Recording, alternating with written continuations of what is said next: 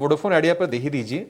अगर हम टेलीकॉम की बात कर रहे हैं तो कितने ऑप्टिमिस्टिक आप हैं? ठीक है, हम इस थियरी से सहमत हो सकते हैं कि सरकार चाहती है कि डुओपोली ना हो, कम से कम 3 कंपनीज हो। और अब टेक्निकली देखा जाए तो ये कंपनी अब ये बिरला जी की या फिर वोडाफोन की नहीं, ये तो सरकार की कंपनी हो गई है वोडाफोन आइडिया। आप क्या राय देंगे? ₹6.5 का भाव हो सकता है बढ़ के 7.5-8 हो जाए, फिर घूम फिर के भाव वही आ जाते हैं 6-6.5 वाले।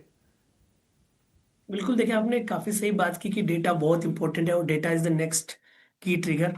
आपने बिल्कुल सोशल मीडिया की बात की। पहले हम बच्चों को बोलते थे कि रील मत देखो, अब चीजें ये है कि रील खुद बनानी पड़ रही है, क्योंकि जिस हिसाब से लोगों को डिजिटल में सारी इंफॉर्मेशन चाहिए। तो बिल्कुल मेरे हिसाब से भारती और रिलायंस दो प्रिफर्ड पिक रहेंगे। आइडिया में प्रॉब्लम यह है कि कोई भी रिकवरी आती है, फॉलोअप नहीं आ पाता है। अब देखो कि बीच में लगभग ₹10.5 तक का मूवमेंट आया, उसके बाद में अब जो 8.5 और इवन 7.5-8 रुपए भी नहीं निकाल पा रहा है।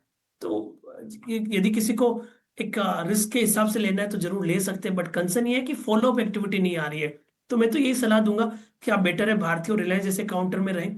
बट फिर भी आइडिया की आपने बात की है तो मेरा ऐसा मानना है 5.75 का सपोर्ट रहेगा। ऊपर में स्लो एंड स्टडी ₹8 के टारगेट बने तो बन सकते हैं।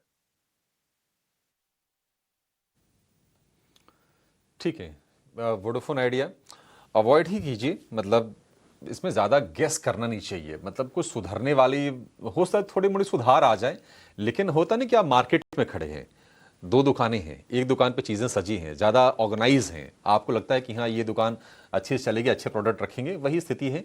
वोडाफोन आइडिया चल तो रही है दुकान, लेकिन मामला थोड़ा गड़बड़ इसमें ज़रूर है, क्योंकि पैसे कौन डालेगा इसको लेकर ही सवाल उठते रहते हैं। सरकार इक्विटी में कन्वर्ट कर लेती है वोडाफोन आइडिया के जो ड्यूज़ हैं सरकार के पास, या स्पेक्ट्रम को लेकर या इंटरेस्ट पेमेंट को लेकर, लेकिन उससे बात बनेगी नहीं। सरकार कंपनी नहीं चलाएगी, ये बात सच है।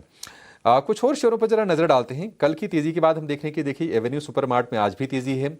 बजाज ऑटो ने भी धीरे धीरे हम देख रहे हैं कि रफ्तार पकड़ने की ये शेयर कोशिश कर रहा है, 1.5% के आसपास की तेजी है।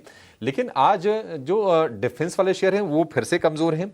आप देखेंगे कि एचएल कमजोर है, बीएल में कमजोरी आप देखेंगे, भारत डायनेमिक्स का शेयर कमजोर है। तो ये डिफेंस से पैसे निकल रहे हैं, डिस्पाइट द फैक्ट कि हमने देखा कि लगातार ऑर्डर आए हैं डिफेंस कंपनीज के लिए। और पीएम मोदी ने भी एक सुरक्षा कवच की मिशन सुदर्शन चक्र की बातचीत की है, लेकिन डिफेंस को बहुत ज़्यादा उसका फ़ायदा नहीं मिला। मतलब वो चीज़ मिसिंग रही। बाकी सारी चीज़ों में तो हमने एक्शन देखा, जीएसटी तक ही वो सीमित रहा, बाकी चीज़ें सेमीकंडक्टर हो गया, डिफेंस हो गया, कोई एक्शन आया नहीं। बजाज फाइनेंस, श्रीराम फाइनेंस, आज हम देख रहे हैं कि जो फाइनेंशियल वाली कंपनी है बजाज फिनसर्व, वहां पर थोड़ी थोड़ी सी नरमी आप आते हुए देखेंगे, थोड़ी प्रॉफिट टेकिंग हो रही है। अमोल जी, बाय ऑन डिप कहां पर करना है फाइनेंशियल्स में, किसी को अगर व्यू लेना हो तो? मुझे आई थिंक बजाज फिंसर एक बेटर अपॉर्चुनिटी लग रहा है। जिस तरीके का करेक्शन हुआ था एक रेंज के आसपास ही, जहाँ पे प्रॉमिसिंग सपोर्ट जोन था 1900 का, वहीं पे खत्म हुआ। उसके बाद एक शार्प बाउंस बैक आया कल, और अभी का जो करेक्शन लग रहा है वो एक रूटीन करेक्शन ज्यादा लग रहा है। तो बड़ा सेटअप अभी भी पॉजिटिव है, ट्रेंड अभी भी पॉजिटिव है। मुझे लगता है 1950 एक प्रॉमिसिंग सपोर्ट जोन रहेगा। जब तक उसके ऊपर रहता है ये ट्रेंड कंटिन्यू रहेगा। On the higher side immediate resistance 2050, 2075, जहां पे लास्ट टाइम करेक्शन चालू हो गया था, वो रेजिस्टेंस जोन इंटैक्ट रहेंगे। मुझे लगता है डायरेक्शनल मोमेंटम पॉजिटिव ही रहने के चांसेस काफी ब्राइट है। ठीक है, बजाज फिनसर्व को लेकर ये व्यू है।